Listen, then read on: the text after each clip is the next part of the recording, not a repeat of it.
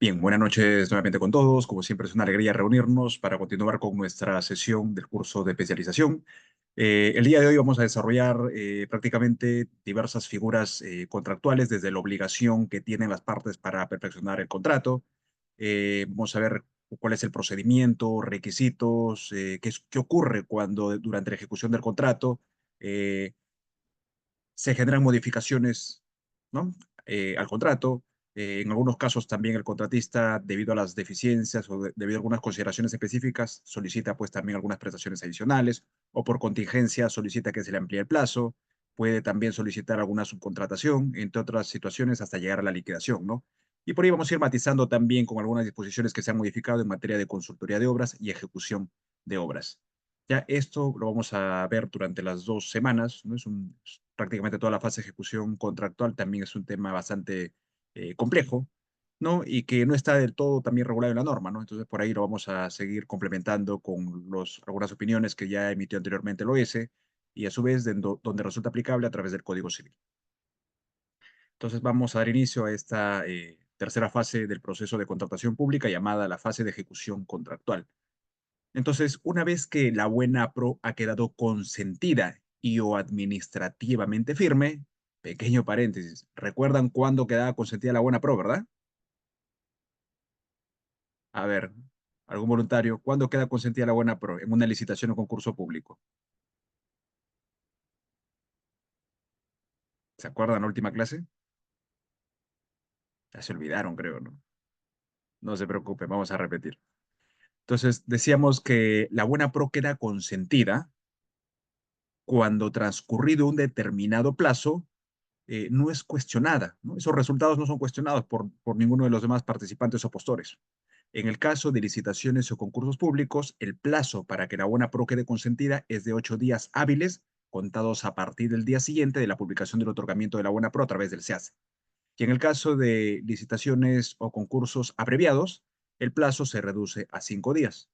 En el caso de procedimientos por subasta inversa, va a depender de la cuantía.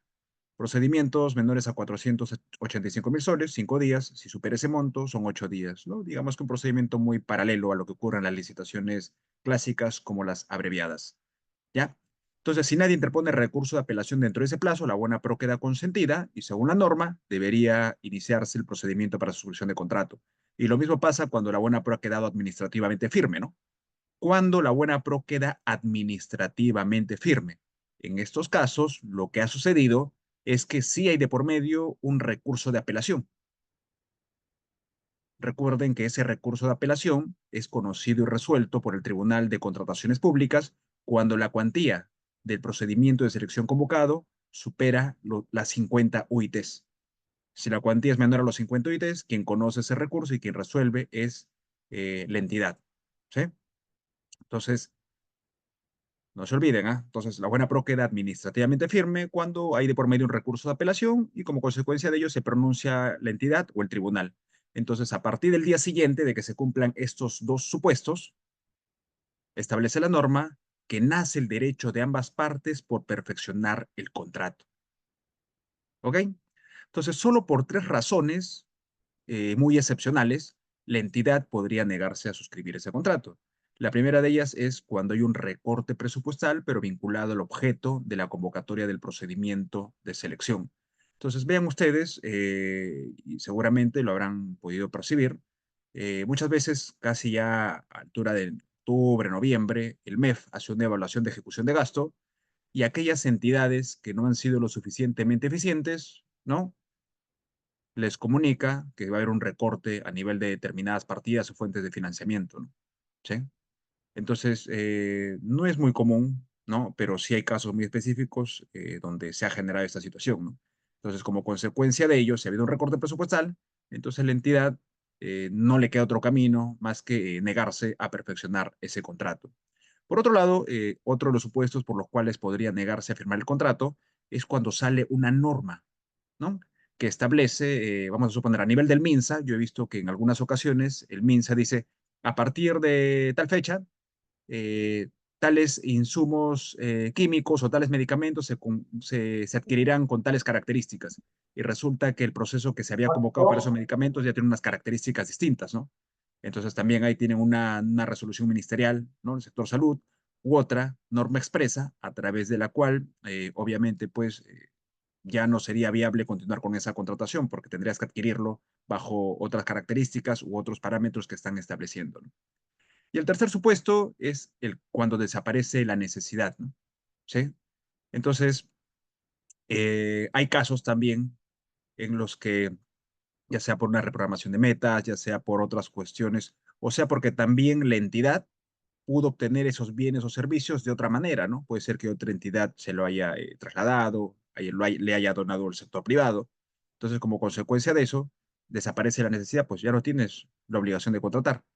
Pero en este último supuesto, lo que sí establece la norma es que si es que la entidad se niega a suscribir el contrato bajo el argumento que ha desaparecido la necesidad, durante ese ejercicio presupuestal ya no va a poder volver a convocar el procedimiento de selección.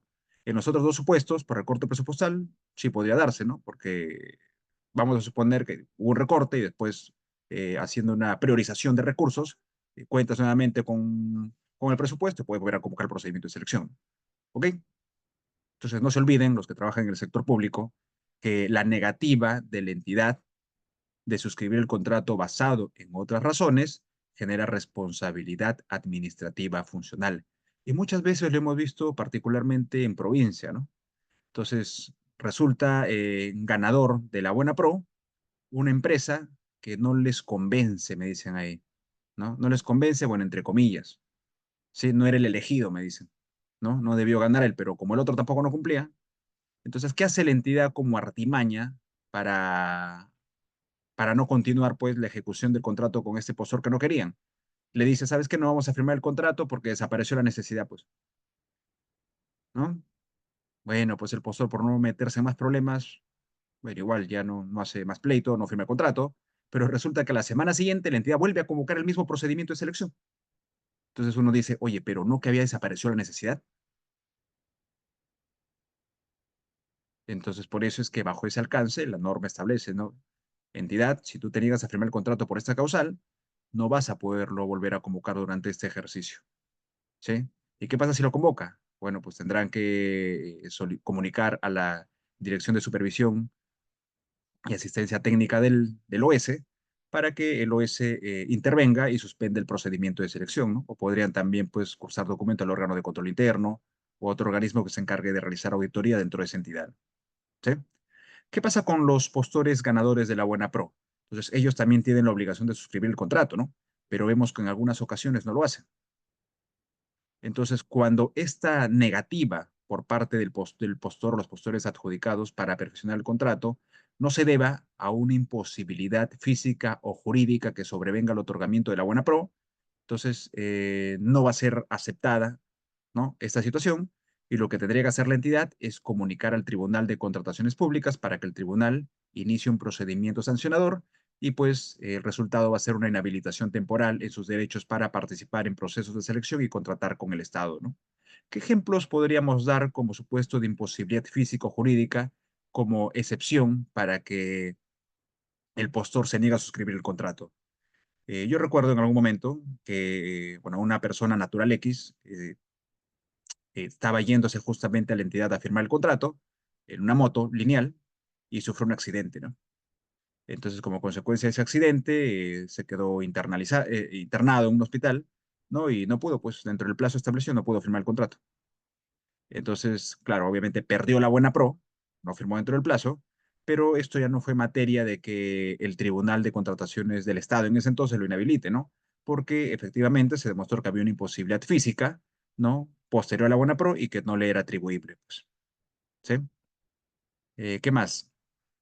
En el caso de las personas jurídicas también podrían haber imposibilidades, ¿no? Yo conozco algunos casos por ahí donde las personas jurídicas fueron extinguidas por un mandato de una resolución judicial o fueron declaradas en quiebras,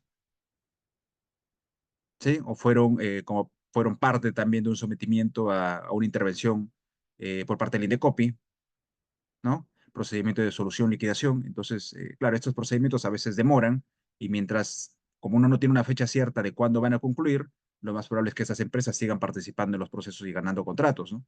Pero cuando se da la situación es que se puede generar ese tipo de hechos, ¿no? Entonces, ahí tienen los supuestos bajo los cuales tanto la entidad y el contratista deberían perfeccionar el contrato, ¿ya? No se olviden, si hay alguna pregunta, consulta, me avisan, activan el micro, ¿ya? Seguimos.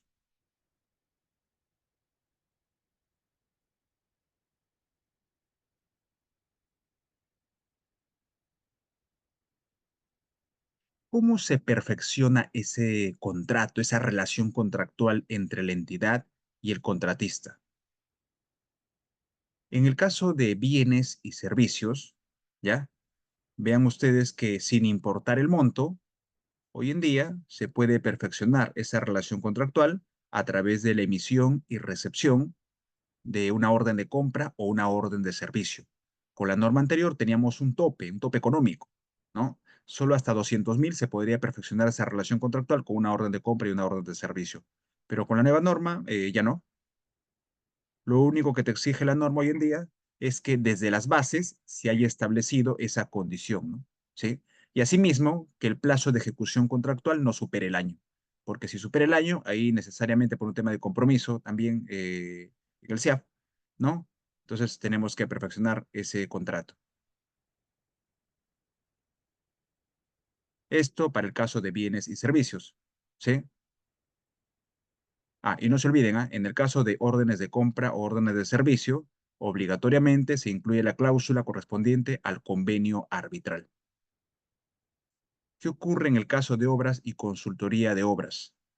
En esos casos, sin importar el monto, ¿no? No importa si es una obra de 50.000, ¿no? Pueden haber obras chiquititas, veredas, ¿no? Eh, Sin importar el monto, en obras y en consultoría de obras, siempre se perfecciona la relación contractual a través de la suscripción de un contrato, ¿sí? A través de la proforma, justamente, que forma parte de las bases estándar del procedimiento de selección. A ver, vamos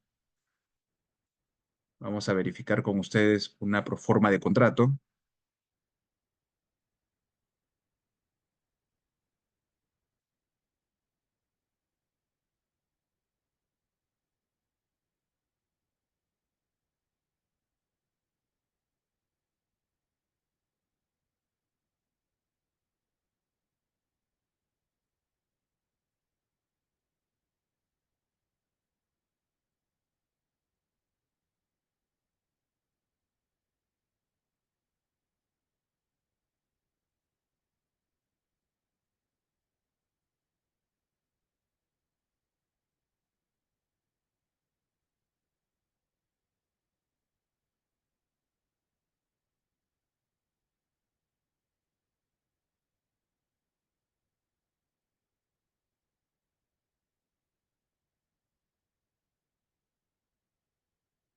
A ver, estoy proyectando las bases estándar, ¿no?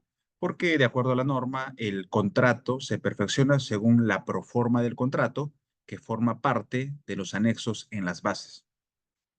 Entonces ya les había comentado en su oportunidad que las bases tienen tres partes, la sección general, que no se puede modificar en ningún extremo porque prácticamente es una reproducción de lo que establece la norma de cómo se van a desarrollar las etapas del procedimiento de selección, ¿sí? Luego ya viene la sección específica, a partir de acá, si los evaluadores o el comité comienzan a insertar los datos, ¿no? Datos de la entidad, del objeto de la convocatoria, la cuantía, con qué documentos se aprobó el expediente de contratación, requisitos de admisión, calificación, evaluación, entre otros, ¿no? Entonces ahí sí completamos los datos según la información que está contenida en la estrategia de la contratación. Pero vamos a la parte final para ver la proforma del contrato. Por cierto, estas son las bases estándar de una obra. Entonces, el modelo de proforma del contrato también será de una obra.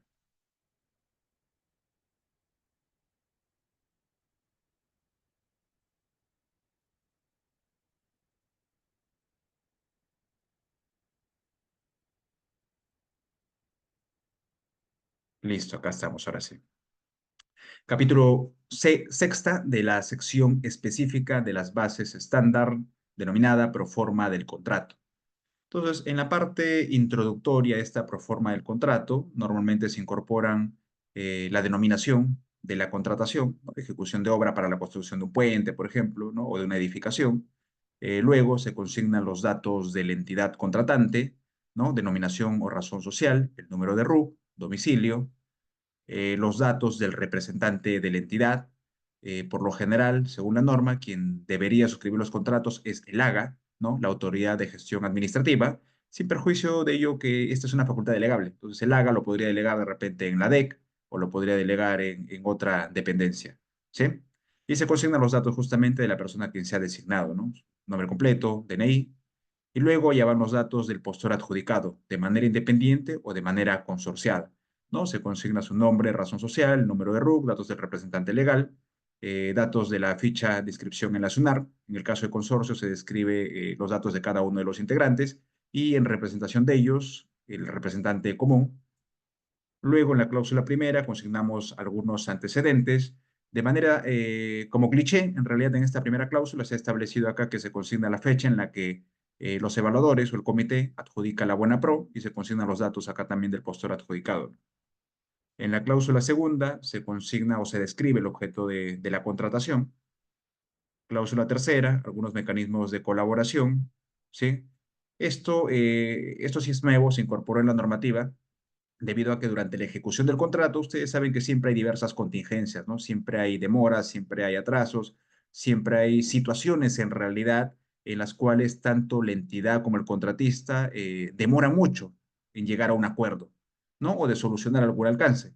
Entonces, bajo esta disposición, en realidad, mecanismos de colaboración, lo que se ha tratado de implementar como compromiso para ambas partes es que siempre se coordine, así dice literalmente, ¿no? Las partes se comprometen a actuar con el espíritu de confianza y mutua cooperación, dice. Y para eso pueden utilizar mecanismos como reuniones presenciales, virtuales, citas de campo, sesiones, ¿no? Con el fin de evaluar los posibles riesgos de la ejecución de las prestaciones y formular propuestas técnicas oportunas que lleven a una buena solución, ¿no? Entonces, vamos a ver esto en la práctica, cómo funciona, cómo se operativiza. Cláusula cuarta, se consigna el monto total del contrato, incluyendo el IGB y demás conceptos que sean aplicables, salvo que se trate de algún procedimiento de selección donde el postor adjudicado sea de la Amazonía y haya solicitado ese beneficio, ¿no? Cláusula quinta, la forma de pago, ¿no? Ustedes saben que el pago puede ser a través de un solo pago, ¿no? Pago único, o pueden ser pagos periódicos, pagos por suministros. Cláusula sexta, el plazo de ejecución.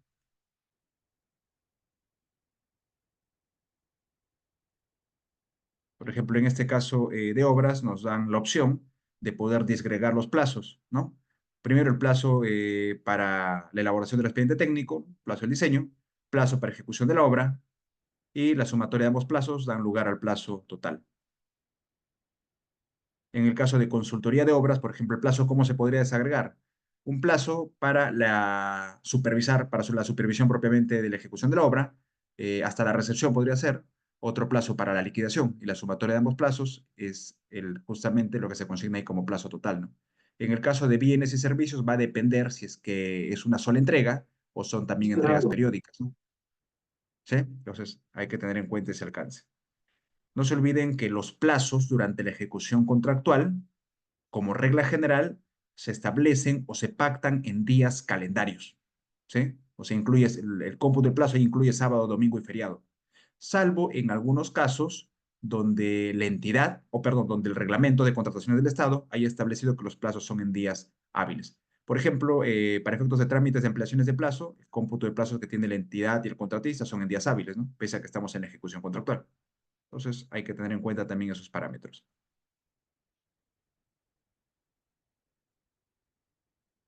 Seguimos con la cláusula séptima, ¿no? Partes integrantes del contrato. Esta cláusula es muy importante porque durante la ejecución contractual a veces también ocurren errores en la interpretación del contrato o los diversos documentos que se emiten, ¿no?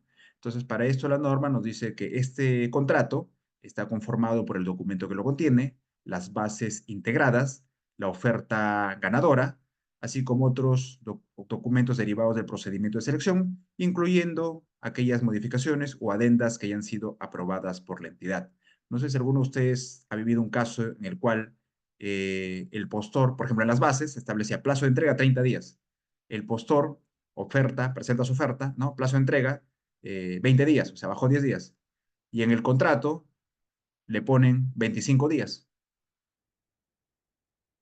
O sea, miren esa, qué tal confusión, ¿no? Las bases 30, postor oferta 20, pero en el contrato lo ponen 25.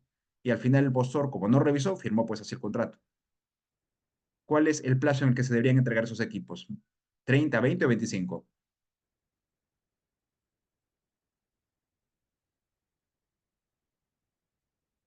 A ver, ¿quién me comenta? A ver, ¿qué opinan? ¿Cuál plazo debería prevalecer?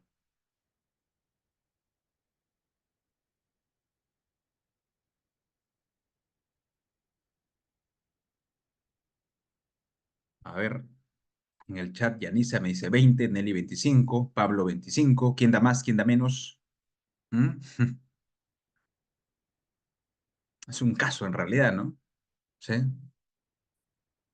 ¿Y por qué entramos al tema del análisis del plazo? Porque como ustedes saben, si el proveedor entrega en teoría fuera del plazo establecido, se inicia el cómputo para la aplicación de la penalidad, ¿no?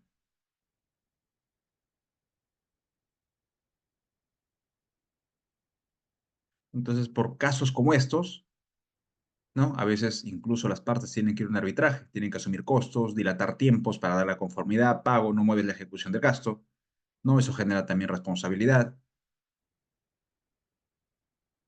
¿Ya? Entonces, y justamente en el caso que les comento fue un arbitraje, al final el laudo arbitral dijo que el plazo que se debió considerar, o sea, si bien es cierto, en el contrato se estableció un plazo distinto, mayor al que se había ofertado, pero lo que dijo lo que dijo el tribunal arbitral es que el error no genera derecho, ¿no? Entonces, como el error no genera derecho, el plazo que se debió consignar en el contrato fueron los 20 días como parte de la manifestación expresa dentro de la oferta del postor, ¿no? Y ese es el plazo que debió computarse para efectos de la entrega y como consecuencia no debió aplicársele nada de penalidad, ¿sí? Entonces, por eso es que justamente esta cláusula, en algunos casos, nos sirve como parámetro también de actuación e interpretación durante la ejecución del contrato.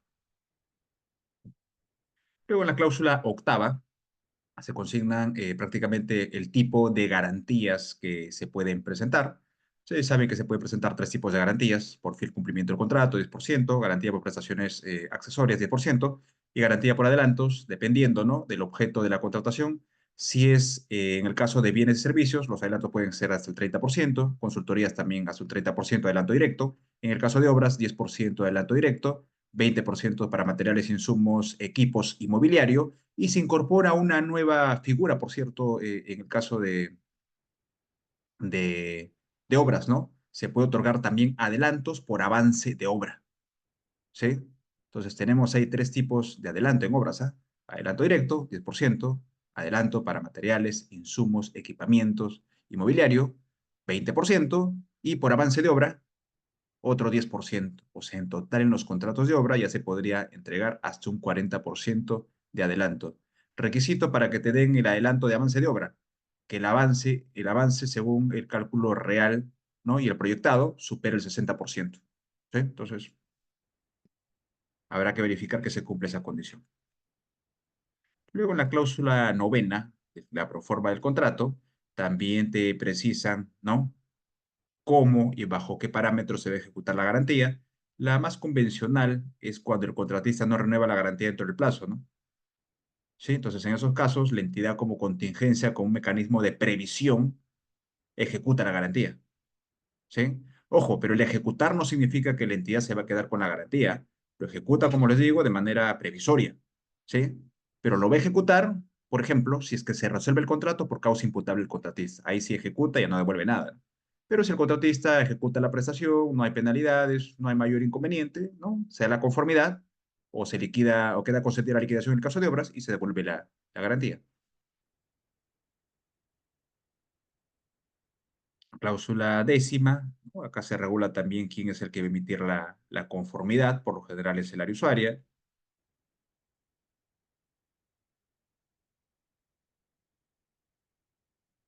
Cláusula decimoprimera, la gestión de riesgos.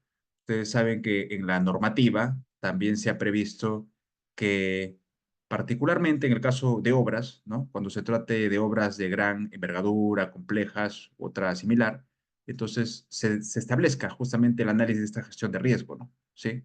Ojo, eso es obligatorio, pero en las obras de baja complejidad, ¿no?, digamos que el impacto no es tan grande y por eso es que no hay una obligación mayor, ¿no? En el caso de bienes y servicios también pueden hacer ese análisis. pero todavía estamos a la espera de que la DGA emita la matriz de identificación, gestión de riesgo y distribución de los mismos. Luego se incorpora también la cláusula duodécima, la responsabilidad por vicios ocultos. ¿Qué es un vicio oculto? ¿No? El caso de obras, por ejemplo. Nos vamos a recepcionar un coliseo y por lo menos a la percepción de nuestros sentidos, tanto visuales o tacto, ¿no? Nosotros percibimos que la obra pues está culminada al 100%, ¿no? No vemos fisuras, no vemos nada irregular en realidad, por lo menos a percepción de los sentidos en ese momento no se ve nada. Entonces, por eso es que se suscribe el acta de recepción de obra, ¿no?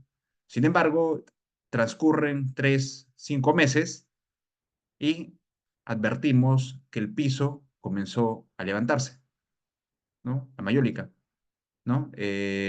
Las paredes, las columnas comenzaron a rajarse, ¿sí? La pintura comenzó a descascararse. Entonces, ¿esto qué, a qué se debe? ¿Por qué pasó eso en un periodo tan corto en realidad? ¿No? Entonces, lo más probable es que el contratista haya utilizado insumos, productos de mala calidad o el proceso constructivo no ha sido el adecuado, ¿no? ¿Sí? Entonces, para prevenir también este tipo de situaciones, lo que ha hecho la normativa de contrataciones públicas es incorporar esta figura de responsabilizar al contratista por los vicios ocultos. Y se llaman justamente vicios ocultos porque, como lo repito, cuando se hizo la verificación no podía identificarse, pues, ¿sí? En el caso de bienes y servicios, esta responsabilidad no puede ser menor a 1 año, salvo que se trata de bienes perecibles, ¿no? Ahí sí el plazo puede ser mucho menor. En el caso de obras, el plazo es no menor a 7 años, puede ser más, sí, va a depender del tipo de obra, de la cuantía y de la complejidad. Y en el caso de su consultoría para la supervisión de obras, también el plazo es de 7 años, ¿ya? Yo recuerdo un caso de una entidad, esta fue, me acordé, fue Sedapal, ¿no? Sedapal también es una empresa del Estado, entonces es un privado en realidad que ejerce función pública, ¿no? Entonces, recuerdo que ellos estaban comprando tuberías y le habían puesto responsabilidad por vicios ocultos, 100 años. Oye, 100 años de responsabilidad por vicios ocultos. ¿Qué gestión va a ser ese control ya de la responsabilidad por vicios ocultos? Adicional a ello, recuerda que el contratista, claro, de alguna manera tiene que garantizar la ejecución de lo que está haciendo, pero no lo hace gratis, pues, ¿no? Él dentro de sus cálculos, dentro de sus costos, también considera el periodo de responsabilidad por vicios ocultos, ¿no? Entonces, imagínate si le pones un plazo, pues, excesivo, un plazo de repente que no es razonable, eso no va a ser gratis, ¿no? Igual el contratista te lo va a trasladar. Entonces, hay que evaluar también esos aspectos. Luego, en la cláusula decimotercera, se incorporan las penalidades que se pueden aplicar durante la ejecución del contrato, ¿no? Y hay dos tipos: penalidad por mora, como su nombre lo indica. Si el proceso se demora, comenzamos a aplicar la penalidad de acuerdo a esta formulita. Y para efectos de aplicar la formulita, se han modificado los factores, ¿no? Con la nueva norma. Entonces, vean que la penalidad diaria se calcula sobre el 0,10 por el monto del contrato, utilizando el factor F por el plazo de ejecución. Entonces, F, por ejemplo, acá, en el caso de, primero veamos el caso de obras, que es justamente la forma que estamos viendo. Si los plazos son menores o iguales a 60 días, F es el equivalente a 0,40. Si los plazos son entre 60 y 120 días, F es 0,25. Y para aquellos casos donde el plazo es mayor a 120 días, F es 0,15. Para consultoría de obras, igual está en función a los plazos, ¿no? Menores o iguales a 60 días, F0,40. Y para casos mayores a 60 días, F0,25.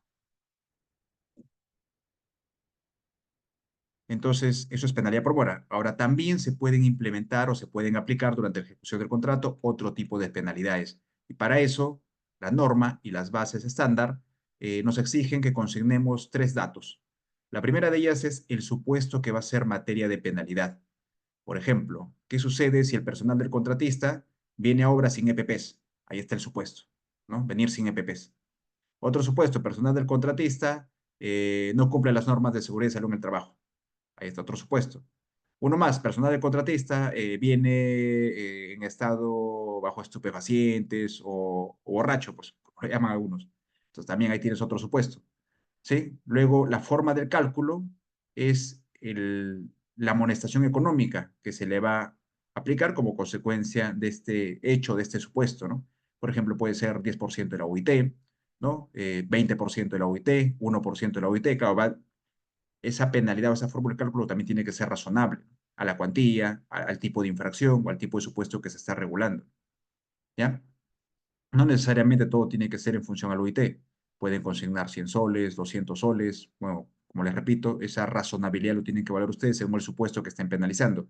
Y en la tercera columna se describe el procedimiento para aplicar esa penalidad, ¿no? Que podría ser de esto desde la emisión de un informe que emite el supervisor, que emite el coordinador, puede ser un levantamiento fotográfico, video, ¿no? Un acta, ¿no? O entre otros documentos que pueda caber. En materia de obras, por ejemplo, se ha incorporado de manera estándar una penalidad que varía a la que teníamos en la norma anterior. En la norma anterior, caso de ejecución de obras, ¿no? Consultoría de obras, el personal del contratista tenía que permanecer, ¿no? Como mínimo 60 días durante la ejecución de la misma. Y esto debido a que este plantel técnico era el que se presentaba recién con ocasión del contrato, ¿no? Entonces, si lo estaba presentando con ocasión de la firma del contrato, imagínate que firmemos el contrato y se vaya o lo cambie, ¿no? Entonces hay una falta de seriedad, hay una falta de compromiso y de responsabilidad también por parte del contratista, ¿no? Por eso en la norma anterior te exigían que el personal clave propuesto para la firma del contrato permanezca como mínimo 60 días. Y si es que renunciaba o lo variabas, lo cambiabas sin una justificación, esto era pasible de una penalidad. En la nueva norma, tal como está regulada ahora en esta cláusula, sí es posible cambiar al personal clave luego de la firma del contrato, pero lo que te están indicando que penalices es cuando se cambia por segunda vez a ese profesional. Y obviamente este cambio no tiene justificación. Entonces, la primera variación, por lo menos para la nueva norma, es válida, no hay penalidad, pero para la segunda variación, ahí sí de frente te van a penalizar. Y como ves acá en la forma del cálculo, acá la penalidad también es cara, ¿no? ¿Sí? Puede ser hasta 4 UITs. Y 4 UITs ya es bastante, ¿no? Imagínate, 5.350 por 4, ¿no? Por cada variación. Entonces ya como que pesa, ¿no? Ya el contratista también va a tener que evaluar si le conviene o no le conviene hacer esa variación. En líneas generales, con respecto a las penalidades, podemos ir concluyendo que como máximo se pueden aplicar el 10%, ¿sí? Esta es otra variación. Con la norma anterior era 10% por penalidad por mora y 10% por otro tipo de penalidades. Con la nueva norma, máximo 10%, ya sea 10% por penalidad por mora, ¿no? O la aplicación de otras penalidades o la sumatoria de estas, pero no puedes descontar o aplicar más del 10%. Luego, en la cláusula decimocuarta, ya se viene regulando la cláusula para resolver el contrato, tanto causales como el procedimiento. Cláusula decimoquinta, responsabilidad de las partes, ¿no? Que asumen como consecuencia también del contrato. Cláusula decimosexta, es la cláusula anticorrupción, ¿no? O antisoborno, a través de la cual prácticamente los contratistas se comprometen a mantener una conducta proba, íntegra, durante la vigencia de todo el contrato y de comunicar a las autoridades en caso pues se presenten o se genere alguna situación de colusión o de algún de repente eh, acto colusorio, entre otros, ¿no? Vamos terminando. Cláusula decimoséptima. Acá se consigna el marco legal del contrato, que podría ser el marco de la Ley General de Contrataciones Públicas, u otra también complementaria que se le aplica a la ejecución de este mismo, ¿no? Cláusula decimoctava, solución de controversias. Y acá el modelo estándar de esta proforma de contrato nos exige que consignemos un listado, ¿sí? Un listado de instituciones arbitrales o en el caso justamente de obras, un listado de centros de administración de Junta de Prevención y Resolución de Disputas. Entonces, muchas veces ahí nos preguntan, ¿no? Pero, ¿y quién es el competente dentro de la entidad para establecer ese listado de instituciones arbitrales? Según el decreto de urgencia 020 del año 2020, ¿no? Entonces son las oficinas de Procuraduría Pública las que tienen la obligación de determinar cuál es el tipo de arbitraje o las instituciones arbitrales que podrían utilizar para efectos de solucionar sus controversias. Este decreto de urgencia 20-2020, por cierto, fue el que modificó el decreto legislativo 1071, que regula todo el tema vinculado al arbitraje, ¿ya? Entonces, revísenlo si desean. Pero lo cierto es que si en tu entidad todavía no se ha coordinado, no, porque ahora ese listado de instituciones arbitrales y de JRDs se incorpora desde la elaboración del requerimiento, ¿no? Entonces, a ese nivel, ya sea el área usuaria o los funcionarios de la DEC, tienen que coordinar con la Oficina de Procuraduría para efecto de solicitarles el listado. Hay algunas entidades, por ejemplo, que han estado enviando sus listados y lo hacen de manera diferenciada, ¿no? Ellos dicen, para procedimientos cuya cuantía es menor a 200.000, ya que sea solamente árbitro único y establecen, ¿no? A ver, institución arbitraria, Cámara de Comercio y Colegio de Ingenieros. Pero si la cuantía supera los 200.000, ya de repente pues incorporan no solamente a la Cámara de Comercio, Colegio de Ingenieros, sino incorporan a la Cámara de Bélgica, ¿no? A ANCHAN, ¿no? Al Centro de Resolución y Disputas de la Pontificia Universidad Católica del Perú, entre otras que consideren pertinentes, ¿no?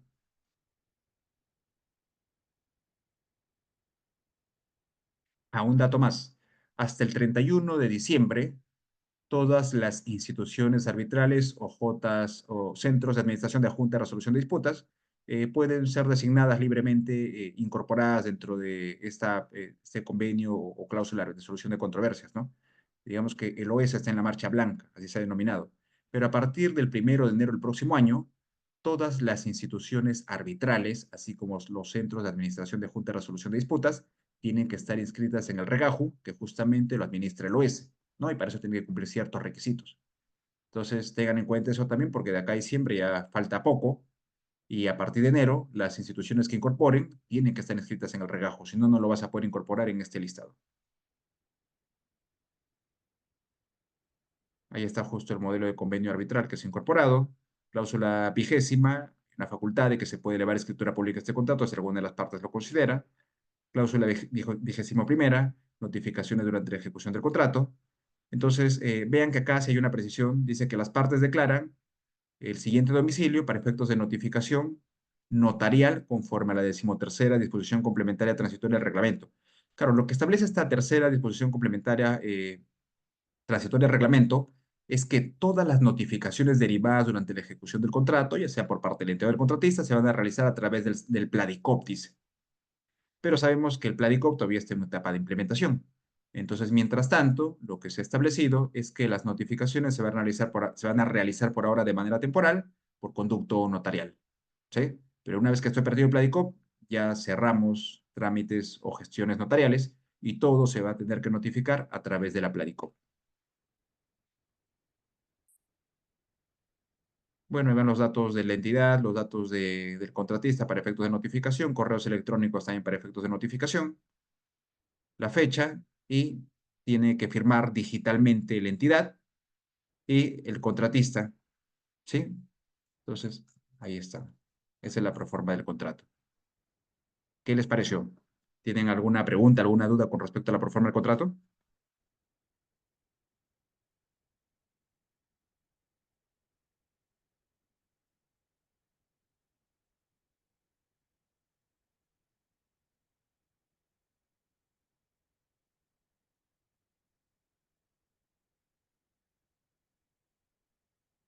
¿Ninguna pregunta? ¿Todo claro? ¿Seguimos?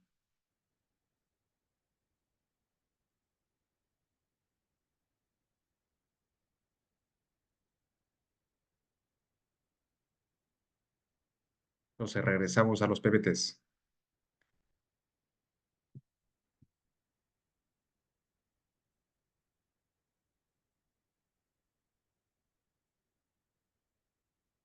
Ok, entonces,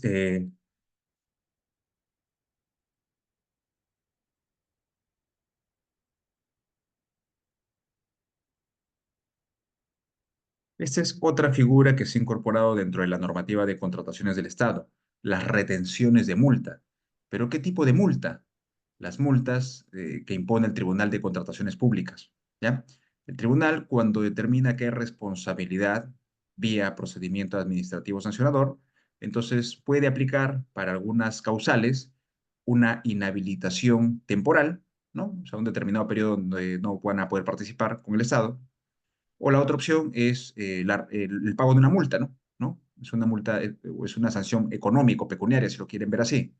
Entonces, lo que ha venido pasando en la práctica es que el tribunal impone sanciones multa y los proveedores no pagan la multa, pues,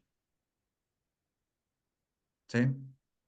Entonces, lo que se ha incorporado en la normativa del Estado es que con ocasión de la firma del contrato, las entidades van a tener que revisar en la Pladicop si es que ese proveedor no tiene multas impagas, ¿sí? En caso se verifique que este proveedor tiene multas impagas que no formen parte de un proceso coactivo, entonces se va a incorporar en el contrato una cláusula denominada compromiso de pago multa. Y durante la ejecución del contrato, la entidad va a ir reteniéndole de manera prorrateada hasta un importe equivalente al 10% del contrato, y esto se va a transferir propiamente al Tribunal de Contrataciones Públicas para efecto de ir disminuyendo o, de ser el caso, de pagar esa multa que ese proveedor tenía pendiente. Entonces ahí estamos todavía a la espera, porque también lo que dice la norma es que el OES va a emitir una directiva que regula justamente cómo se realiza este procedimiento de manera operativo, ¿no? Pero bueno, ahí estamos.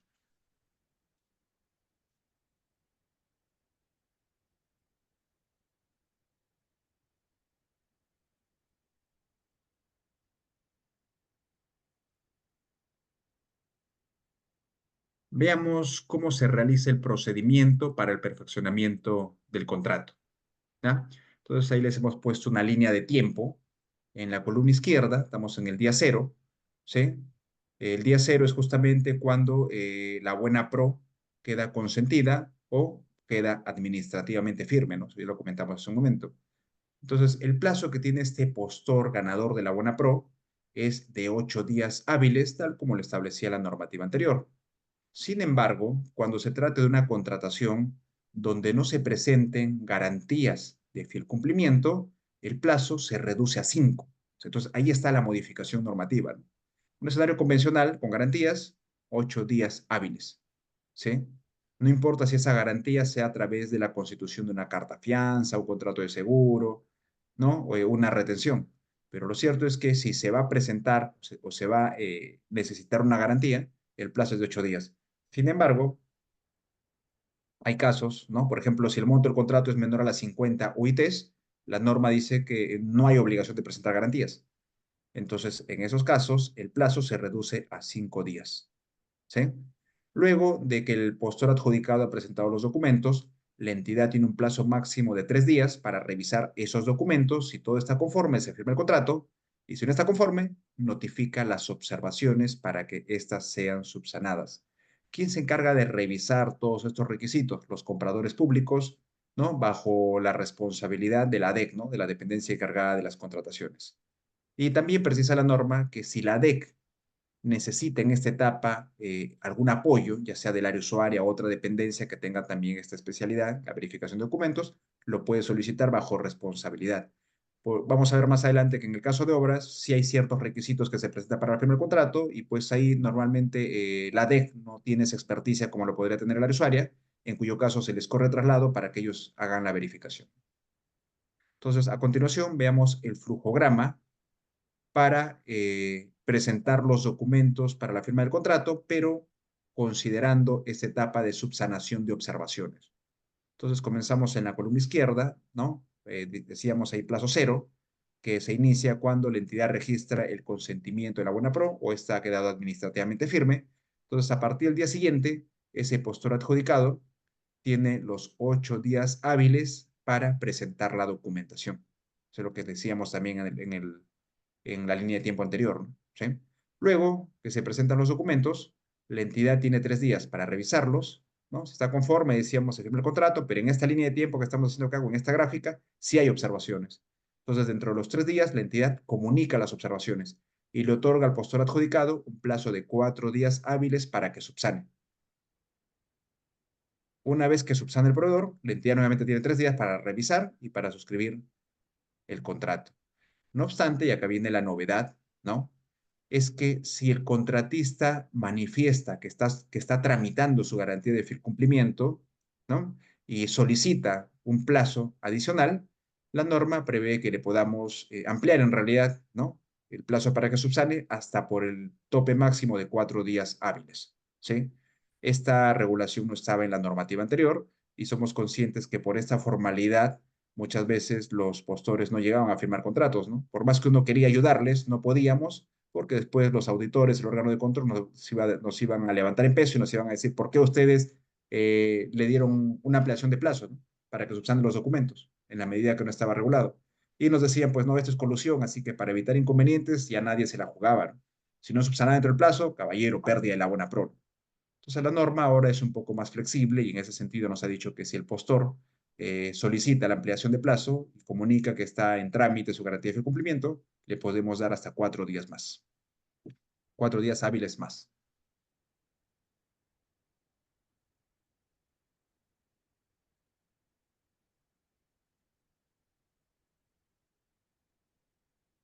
¿Qué ocurre si el postor no presenta los documentos para la firma del contrato o los presenta de manera incompleta y no subsana, o, o por X razones no llega pues a firmar el contrato dentro del plazo establecido, que también lo hemos vivido, ¿no? ¿Sí? Entonces, en esos casos, la normativa establece que pierde automáticamente la buena pro y la dependencia encargada de las contrataciones, dentro de los 2 días hábiles siguientes, requiere al postor que ocupó el segundo lugar en el orden de prelación que cumpla con presentar los documentos para el perfeccionamiento del contrato. Hasta ahí estaba regulado de una manera muy similar en la normativa anterior. La novedad es que con la normativa anterior, si es que el postor que estaba en el segundo lugar no firmaba el contrato, entonces se declaraba desierto, ¿no? Ahí cerraba esa parte del procedimiento y lo que teníamos que hacer es convocar un nuevo procedimiento de selección. Con la nueva norma, la novedad es que si el segundo postor no suscribe el contrato, la dependencia encargada de las contrataciones puede requerir de manera sucesiva a todos los postores que están en el orden de prelación para que presenten los documentos para la firma del contrato.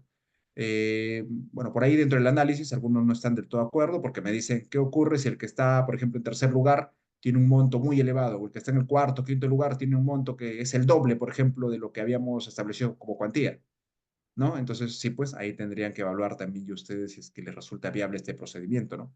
Pero por lo menos normativamente y como una herramienta, me parece bien, ¿no? Vamos a ver en la práctica también cómo se genera. Y en el caso de subastas inversas, ahí sí, la norma sí nos ha dicho, acá sí solo me llamas hasta el tercer lugar nada más.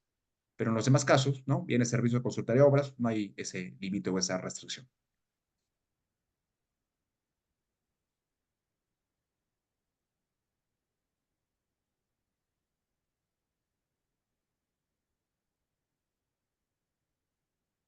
Conozcamos ahora cuáles son los requisitos para el perfeccionamiento del contrato.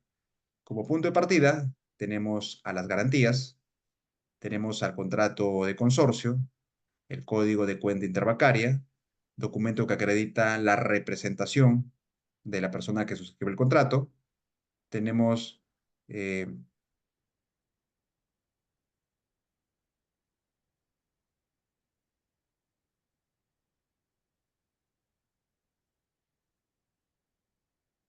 seguimos. Entonces también recuerden que con ocasión de la firma del contrato, ese postor adjudicado de la lista de instituciones arbitrales que nosotros la habíamos planteado dentro de la proforma del contrato, el contratista va a elegir solo una opción, ¿no?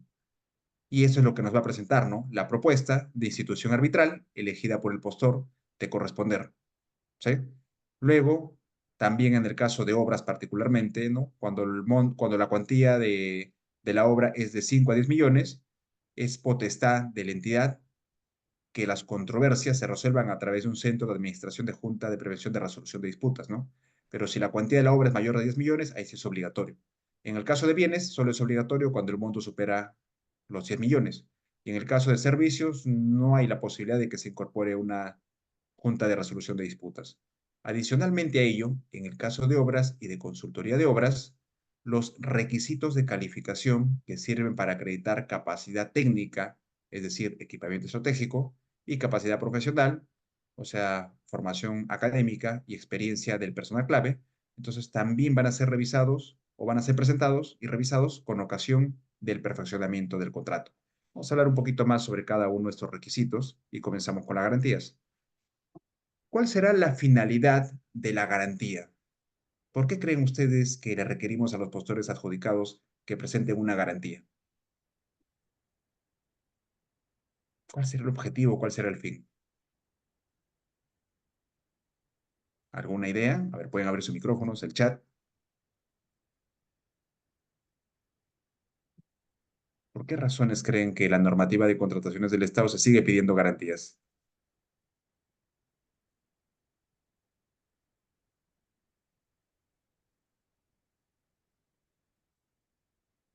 En realidad, las garantías tienen dos fines, ¿no? La primera finalidad es desincentivar posibles incumplimientos contractuales. Claro, porque como les repito, ¿no? O sea, si el contratista va a presentar una garantía por un determinado monto, entonces, obviamente, no le va a resultar conveniente que le ejecutemos la garantía, ¿no? Entonces, por eso es que la garantía en el fondo lo que busca es desincentivar alguna conducta irresponsable, ¿no? O posibles incumplimientos durante la ejecución del contrato, ¿no? Eso por un lado. Por otro lado, las garantías también sirven pues como un mecanismo de reparación o de indemnización por los daños y los perjuicios que nos está generando, ¿no? Creo que eso es lo que menos queremos en realidad dentro de la administración pública, pero igual forma parte de la finalidad. Entonces Luis nos dice en el chat que la finalidad para él es una forma de protegerse en caso de incumplimiento. Perfecto, Luis. Janet dice para que se culmine con la obra. Sí, por cierto, eso es lo que buscamos en el fondo, ¿no? Que se ejecute el contrato, ¿no? Sí, ese es el objetivo o la finalidad máxima, la finalidad pública, como nosotros la llamamos. ¿Sí?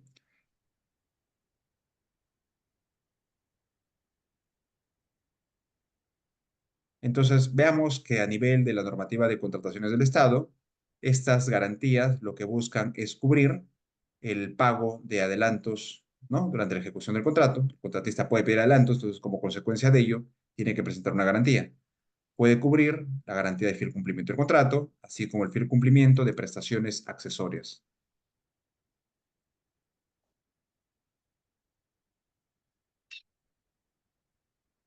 Entonces, dentro de la proforma del contrato, ya se ha establecido que la garantía de fiel cumplimiento es indispensable justamente para garantizar la ejecución del mismo, ¿no?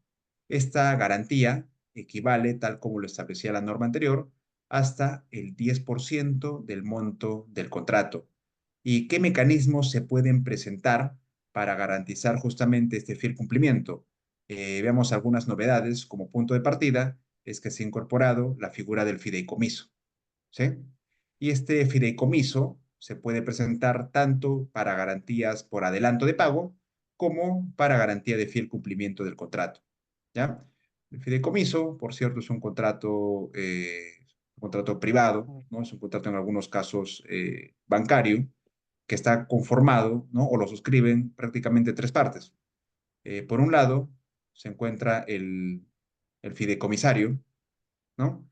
El fideicomitente y el fiduciario. El fiduciario es la institución, que puede ser un banco, una entidad crediticia, que es justamente la que va a administrar los fondos.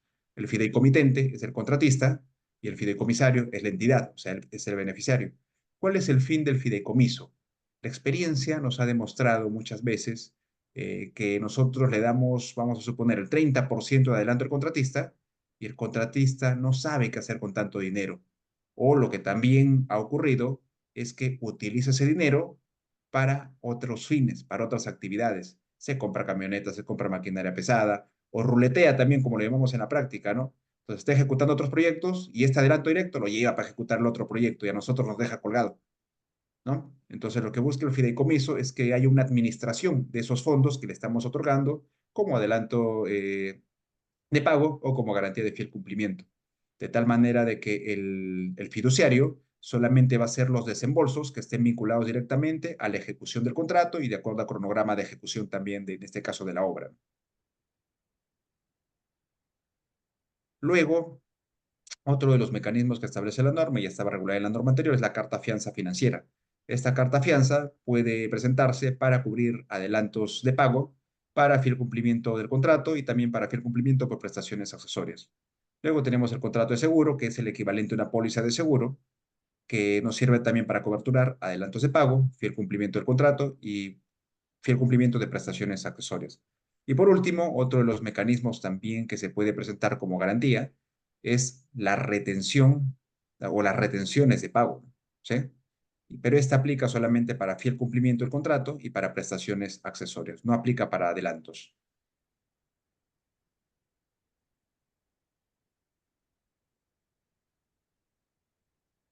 Una de las novedades dentro de la normativa es que cuando el postor adjudicado vaya a presentar un fideicomiso, ¿no?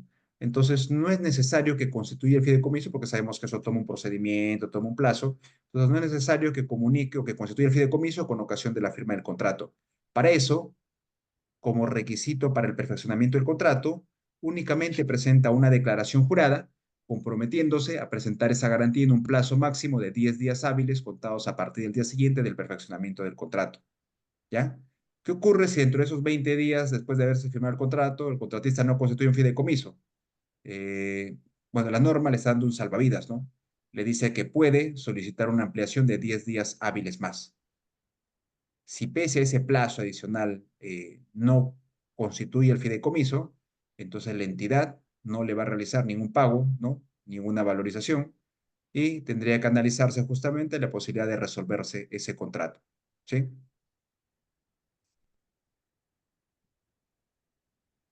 Justamente acá tenemos el modelo de declaración jurada que puede presentar el contratista para efectos de la constitución de un fideicomiso, ¿no? En la columna izquierda está el modelo de la declaración jurada para el caso de obras y en la parte derecha el modelo de declaración jurada de constituir un fideicomiso para el caso de bienes y servicios. Está contenido en el anexo 8 de las bases estándar.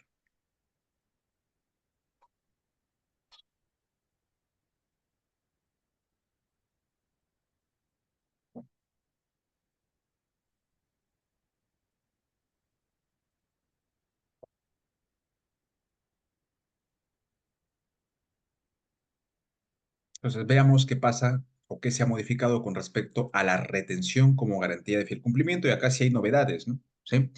Primero, este mecanismo se aplica para cualquier objeto, puede ser bienes, servicios, consultorías y obras, ¿no? Eh, ¿Cuál es la novedad? En el caso de bienes y servicios, se puede pedir la retención hasta el importe de 480.000 soles. Y en el caso de obras, ¿no? También vean ustedes, se puede pedir retención hasta obras cuya cuantía sean de 5 millones. Y es más, si es que el postor adjudicado, ¿no? O el consorcio en su integridad está conformada por micro y pequeñas empresas, entonces no hay estos montos o no se toman en cuenta estos montos. Podría pedirse retenciones por montos muchos mayores.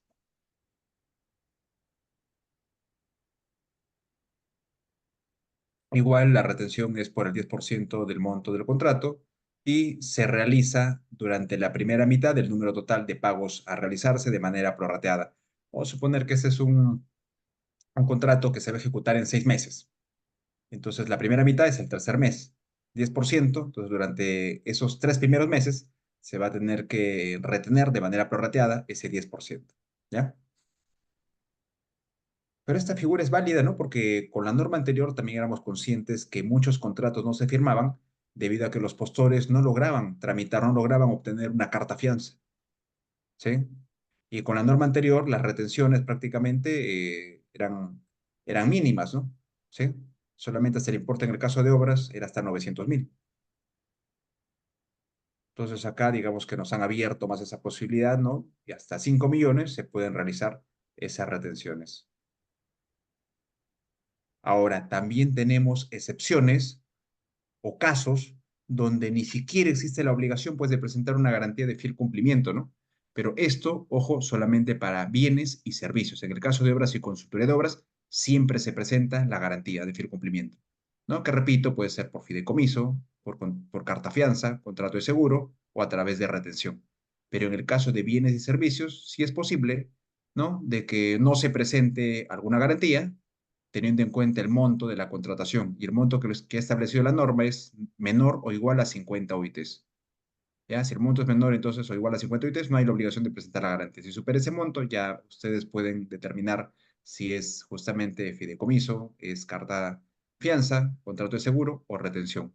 Asimismo, para la adquisición de bienes inmuebles, las entidades del Estado también compran inmuebles, entonces, casi sin importar el monto, no hay obligación de presentar esta garantía de fiel cumplimiento.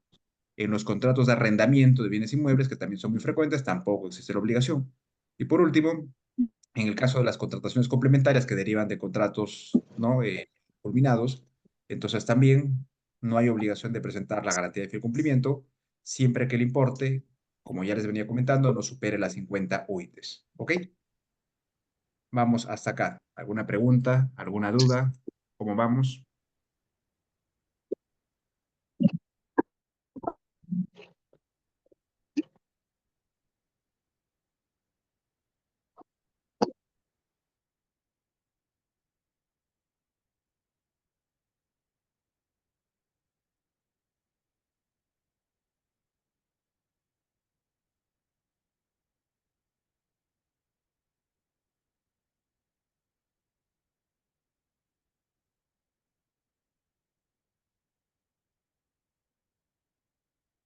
Entonces, seguimos, ¿ya?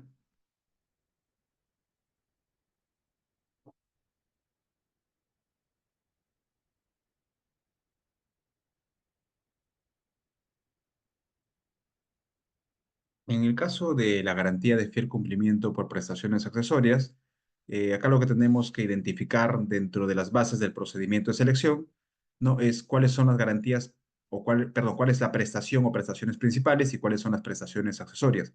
Por ejemplo, se me ocurre, a ver, la adquisición de, a ver, equipo de aire acondicionado. Prestación principal, que el postor entregue el equipo, ¿no? Prestación accesoria, el servicio de mantenimiento, vamos a suponer por 2 años o durante el periodo que dure la garantía comercial, ¿no? Otro ejemplo, a ver, la entidad compra maquinaria pesada, ¿ya? Un tractor por ahí, una retroexcavadora, un volquete, una cisterna, ¿no? Entonces, prestación principal es justamente la adquisición de esa maquinaria, ¿no? ¿Y cuál es la prestación accesoria? El servicio de mantenimiento, ¿no?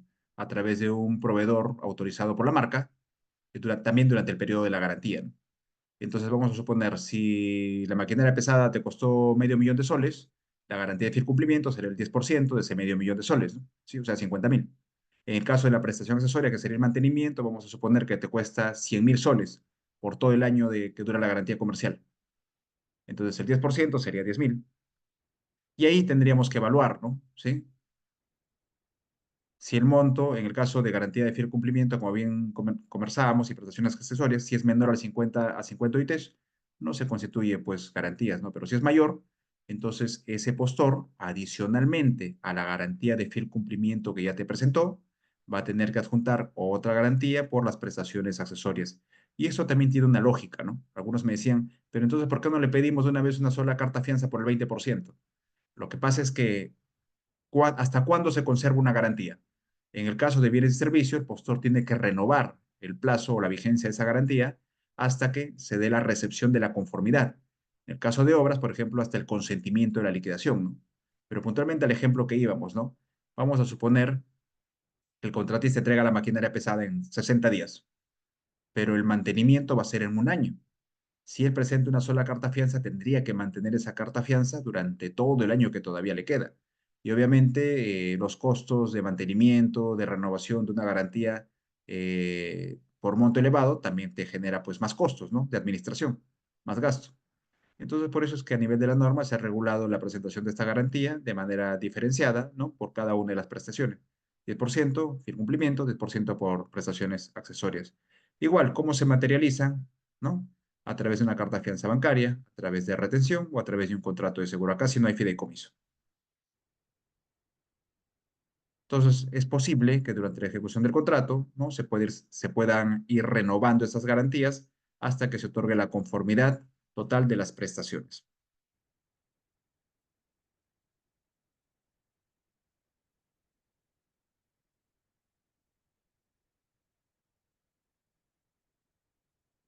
En el caso de los adelantos, ¿ya?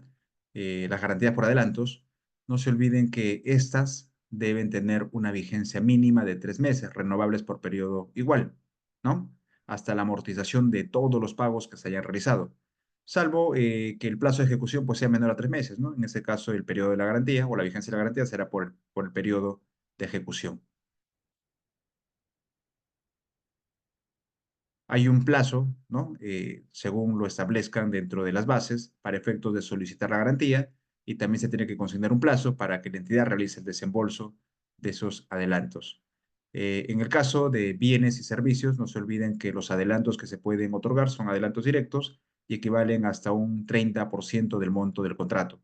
En el caso de obras, ¿no? 10% adelanto directo, 20% adelanto para materiales e insumos, equipamiento inmobiliario o 10% para avance de obra. ¿Sí? ¿Cómo se materializan estos? Acá sí puede ser fideicomiso, puede ser carta fianza o puede ser un contrato de seguro. Para adelantos no hay retenciones, ¿ya? Entonces tengan en cuenta, para adelantos no hay retenciones.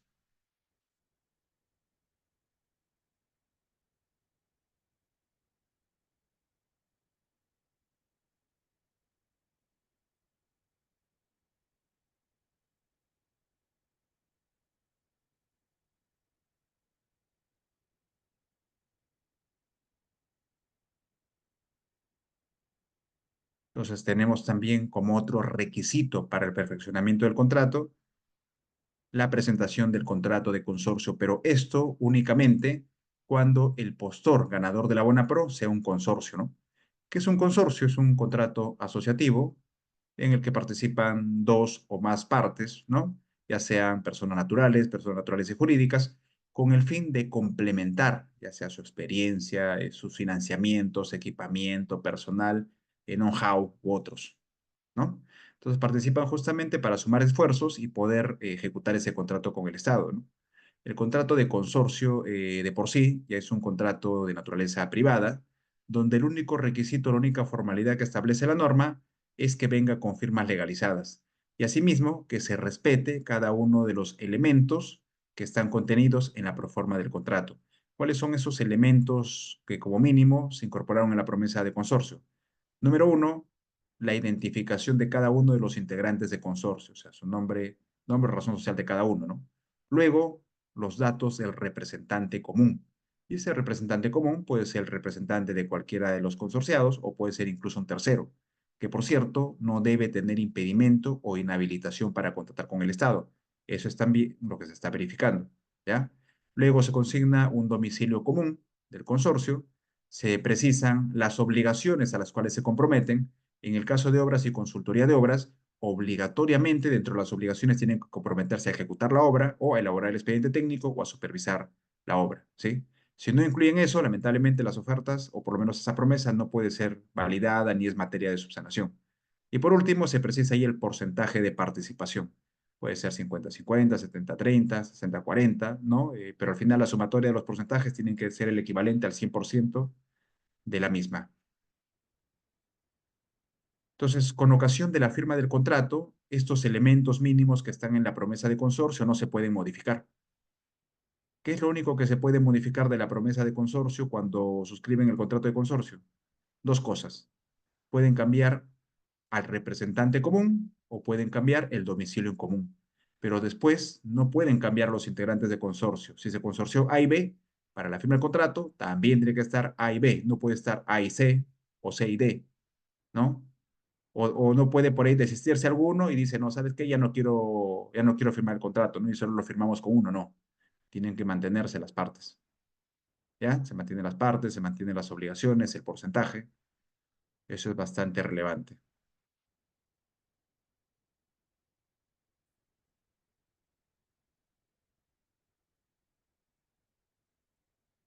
Otro dato más que debería incorporar ese contrato de consorcio es justamente el destinatario del pago, ¿no? ¿Sí? Y es que los consorciados pueden llevar una contabilidad conjunta o pueden llevar una contabilidad separada, ¿no? ¿Sí? Lo recomendable ahí es que lleven una contabilidad conjunta a través de un trámite que se realiza ante la SUNAT, ¿no? Entonces generan un RUC como un consorcio.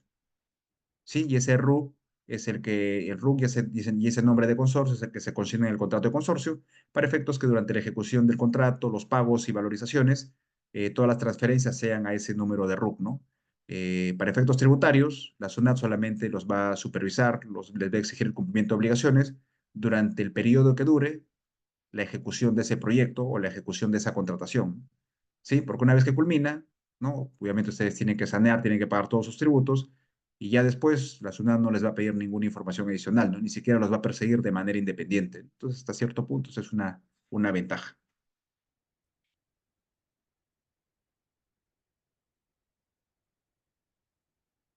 En el caso de obras y consultoría de obras, también hay algunos requisitos adicionales. ¿Sí? Vean, por ejemplo, en el caso de consultoría de obras, que siempre que no sea un factor de evaluación, se puede pedir como requisito adicional un plan de trabajo. Y ese plan de trabajo incluye justamente la memoria descriptiva, señalando la programación. ¿Sí? Entonces, el plan de trabajo normalmente lo que busca es organizar el desarrollo de cada una de las actividades que se requieren para ejecutar ese contrato, ¿no? Incluyendo pues un cronograma, incluyendo las actividades, los recursos y otros datos que se necesiten para la ejecución de la misma. Luego, en el caso de ejecución de obras, la norma también exige que se presente como requisito adicional la constancia de capacidad de libre contratación. donde se establezca que el postor tenga justamente capacidad para suscribir ese contrato. En el caso de procesos competitivos no existe esta obligación, ¿ya? Los procesos no competitivos son aquellos que se consideraban como contrataciones directas o contrataciones por invitación, ¿no? En este caso, cuando se realice por carácter secreto, secreto militar o por razones de orden interno, ¿ya? Otra cuestión acá que es importante establecer es qué es la capacidad libre de contratación. La capacidad libre de contratación, en términos muy sencillos, es el monto hasta por el cual el Registro Nacional de Proveedores del OS le permite a un ejecutor de obras participar y suscribir contratos. Vamos a suponer que la capacidad máxima de contratación que le otorguen a un ejecutor de obras es de 1 millón. Si él participa en un proceso de 500.000 y firma contrato por 500.000, entonces la capacidad de libre contratación es la diferencia entre lo que te entregaron y lo que está comprometido. Si participaste en un proceso y firmaste contrato por 500.000, entonces la capacidad máxima de contratación que te queda solamente será por ese 500.000. Y por ese 500.000 es que puedes participar en otros procedimientos de selección. Ahora, claro, podrían participar en consorcio, ¿no? ¿Sí? Y el compromiso o las obligaciones, el porcentaje de obligaciones de este integrante solo deberían ser hasta el importe que tiene como libre disposición para capacidad de contratar.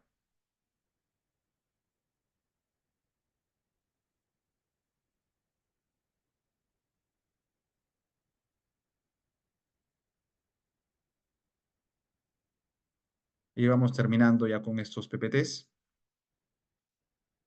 referidos al plazo de la ejecución del contrato. ¿Cuándo inicia el plazo contractual? ¿Hasta cuándo dura un contrato? La regla general establece que el plazo de ejecución contractual inicia al día siguiente de haberse suscrito el contrato. Esa es la regla general. Nos suscribimos el contrato el día de hoy, 9 de junio. El contrato entra en vigencia el día 10 de junio. ¿Sí? Ahora, también pueden haber fechas diferidas de inicio de ejecución. Por un lado, en el contrato o en los términos de referencia, en las especificaciones técnicas, en las bases, puede establecerse, por ejemplo, que ese contrato, pese a que lo estamos suscribiendo un 9 de junio, entre en vigencia pues el 1 de julio, ¿no? O el 1 de agosto. Eso es lo que se llama fecha diferida, ¿no? ¿Sí? Y otro supuesto es que el inicio de plazo de ejecución, si bien es cierto, el contrato lo firmamos el día de hoy, 9 de junio, ese contrato puede entrar en vigencia una vez que se cumpla, por ejemplo, una de las condiciones es la entrega del local donde se va a realizar el servicio de pintado. Claro, porque ya firmamos el servicio de pintado, pero si no entregamos las instalaciones, no habilitamos los ambientes, ¿cómo el contratista va a poder realizar su labor? ¿No? Entonces hay que tener en cuenta esos aspectos, ¿ya? ¿Hasta cuándo dura? En el caso de bienes y servicios, hasta que se otorgue la conformidad. Y en el caso de obras, ¿no? El plazo de ejecución, dependiendo justamente del tipo del sistema de entrega, ¿no? Es hasta la liquidación de la obra.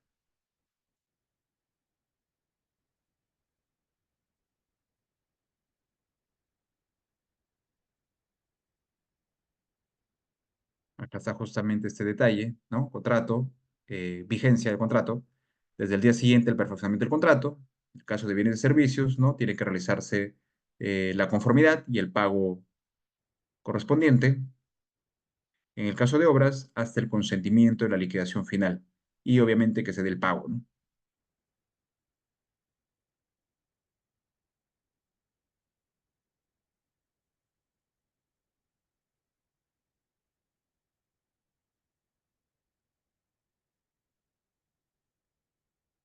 Acá tenemos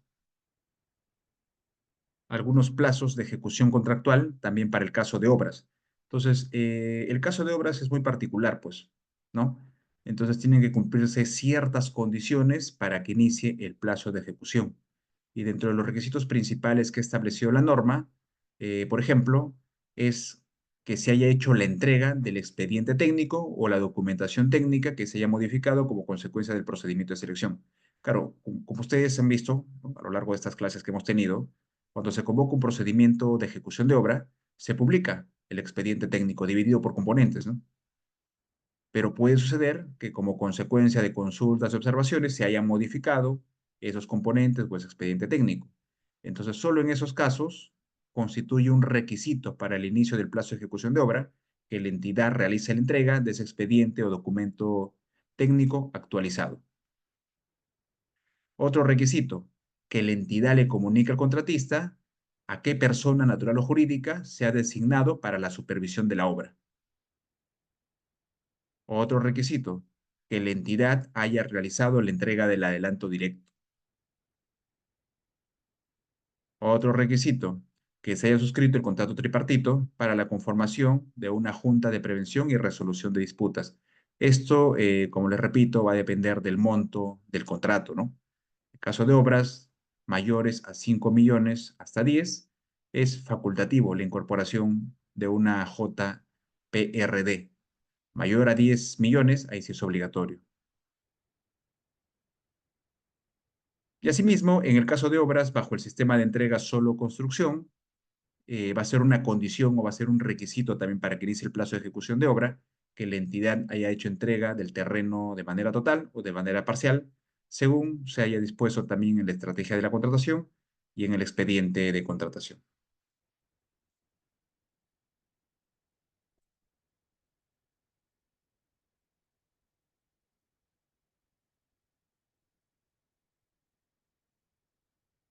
Y cerramos con esta.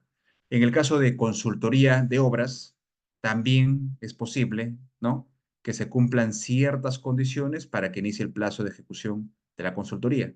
La primera de ellas es que después de haberse firmado el contrato, la entidad le entregue al consultor la actualización de la documentación técnica necesaria para la formulación o el diseño correspondiente, ¿sí? Claro, es que como consecuencia del proceso de selección también es probable que se haya modificado algún documento técnico, ¿no? Algún documento que resulte indispensable para realizar esa labor, ¿no? Entonces, antes de que inicie el plazo de ejecución, la entidad tiene que remitir esa información. Otro requisito. Recuerden, por ejemplo, que para el caso de consultoría de obras que implique la elaboración de expediente técnico, es posible contratar también ahora la supervisión de la elaboración de expediente técnico, ¿no? Entonces, en esos casos, para que inicie el plazo de ejecución de la consultoría, la entidad también tiene que comunicar al contratista quién es el supervisor que se va a encargar justamente de ese monitoreo, de ese seguimiento de la supervisión de elaboración de expediente técnico. Y por último, la entrega del adelanto. Claro, en consultorías también se puede entregar hasta un máximo del 30% como adelanto directo, ¿no? Entonces, una vez que se entregue ese adelanto, es que, y se cumplan todas estas condiciones, es que inicia el plazo de ejecución.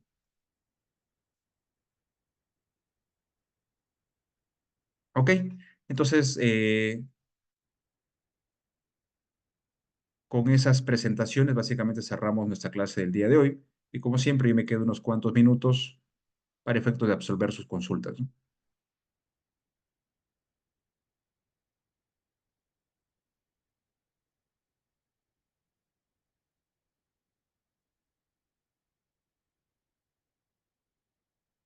Profesor, buenas noches. Buenas noches, Quería Merce. Sí, consultar adelante. algo. Por supuesto. Este, de las entregas parciales que usted estaba comentando en cuanto a obras, yo vi algunos casos en la ciudad donde vivo, en donde el alcalde inauguraba obras inconclusas, como colegios. Faltaban pintar, faltaban poner las barandas o instalar los implementos, pero ya el alcalde estaba inaugurando. Eso desde el punto de vista de los contratistas o de las contrataciones, ¿es aceptable? Perfecto. Gracias por la consulta. En realidad, bueno, escapa de todo alcance normativo lo que nos estás comentando, ¿no? Porque, pero se ve en la práctica, ¿no? Se ve en la práctica, muchas veces hay determinadas gestiones, hay determinadas autoridades que antes de que se cumpla su mandato o su periodo de gestión, quieren inaugurar todo, ¿no? ¿Sí? Entonces, pero no es lo adecuado, ¿no? O sea, lo adecuado justamente para que realicen cualquier inauguración o cualquier actividad, en el caso de obras, es que la obra se haya, por lo menos, se haya recepcionado, ¿no? Se haya recepcionado y sin observaciones. De repente el procedimiento de liquidación, que es una actividad que toma su plazo en realidad, ¿no? Pero ya es una actividad de gabinete, pues, ¿no? En otras situaciones, la regla siempre es esa, ¿no? Que se dé por lo menos la conformidad y como consecuencia de ello ya se genere, pues, el uso, el disfrute u otra acción, ¿no? la omisión de esta regulación, de esta disposición, sin duda alguna que genera responsabilidad no solamente administrativa, ¿no? Sino que podría generar también responsabilidad civil o penal, dependiendo de cómo se haya materializado.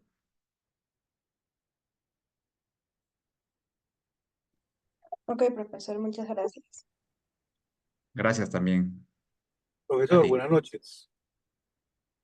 Buenas ¿Se me noches. escucha? Eh, Buenas Sí, noches. Dani, Agradezco adelante.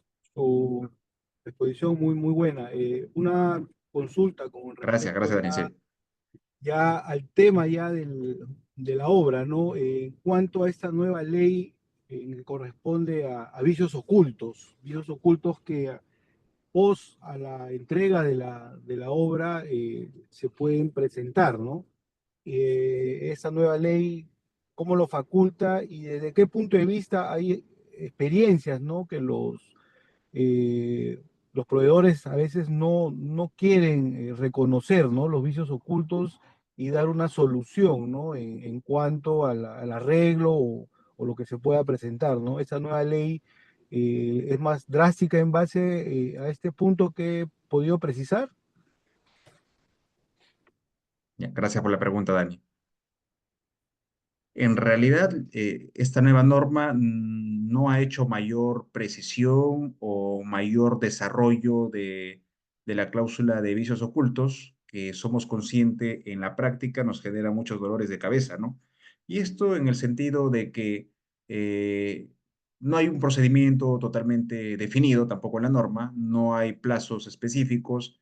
Es más, ¿qué pasa si el contratista no cumple con subsanar, ¿no? O levantar esas observaciones derivadas por vicios ocultos?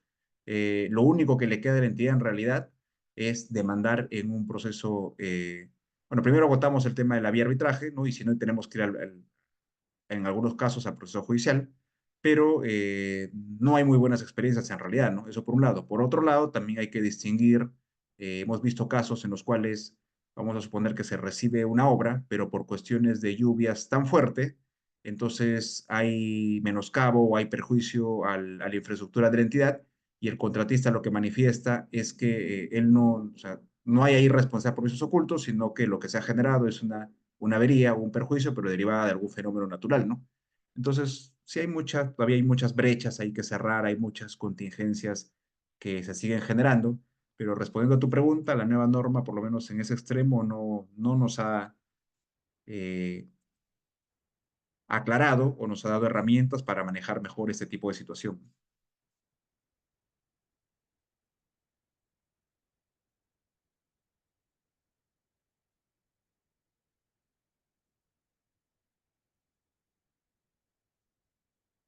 Doctor, buenas noches. Hola, Yanisa, buenas noches. ¿Cómo está? Agradecerle por tantos conocimientos, ¿no? Que nos brinda y para nosotros eso nos permite, pues, ¿no? Conocer y ver nuestra realidad y comparar con lo que se hable, con lo que se hace. Gracias, Entonces, yo gracias. voy a esto. Doctor, por ejemplo, dentro de la municipalidad, y he visto, lo vivo. Hay muchas irregularidades con órdenes de compra. Por ejemplo, sale a la luz una orden de compra con unas llantas compradas por la municipalidad para una retroexcavadora de la mejor marca que digamos. Por lo tanto, cuando vamos a la realidad y el poblador exige un derecho o se entera, ¿no? De que las llantas no son las que realmente dicen las órdenes de compra, trabajan como si es que no pasaría, no pasó nada. Viene Contraloría, vienen a hacer inspección y no pasó nada. Siendo estas llantas no las que no dicen en la orden de compra. ¿Cuál es el proceso o por qué eminentemente Contraloría no hace nada o no dice nada? O sea, todos se callan y siguen trabajando a su normalidad. En los periodos anteriores pasó lo mismo. En este periodo hasta el alcalde ha pedido viajar a Europa y ha viajado, entre comillas, con plata que no sabemos, pero él dice que viajó para buscar el bienestar del pueblo. Entonces, ¿por qué ¿Qué pasa? ¿Cuál es la situación ahí? Claro, Yanisa, yo entiendo tu preocupación en realidad. Eh, Créeme que esa experiencia no ocurre en todos los lugares, ¿no? Particularmente en Lima créeme que tenemos un monitoreo muy fuerte en realidad a través de los OSI, de las sociedades auditoras también que la Contraloría designa, que aparte de los socios tenemos sociedad auditora, imagínate, ¿no? Entonces, muchas veces en provincia podría ser, ¿no? No te aseguro que sea así, pero a veces como es un lugar bastante pequeño donde todos se conocen, donde todos pueden controlar, digamos así, desde el punto de vista político, o no sé, a través de favores económicos, entonces se da lo que tú me estás comentando, ¿no?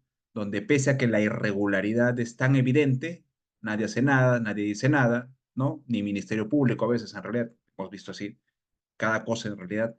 Pero, bueno, ahí lo único que queda en realidad es ya ver el tema mediático, ¿no? Muchas veces si no te hacen caso a las autoridades, de repente ir a través de un medio público, ¿no? O recurrir directamente ante la Contraloría, pero ya no regional, ¿no? Sino de repente a través de Lima, ¿no? O ver otras instancias, ¿no?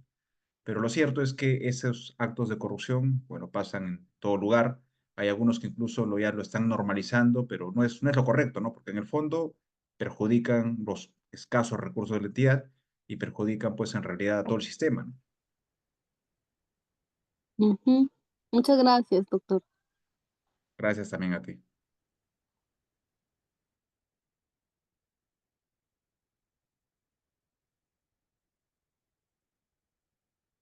Bien, entonces agradezco de antemano, como siempre, su participación, su permanencia, y nos vemos ya en la próxima sesión, que es la última, ¿sí? Así que no falten, ¿ah? Ya, nos vemos el día jueves. Un abrazo, cuídense. Buenas noches.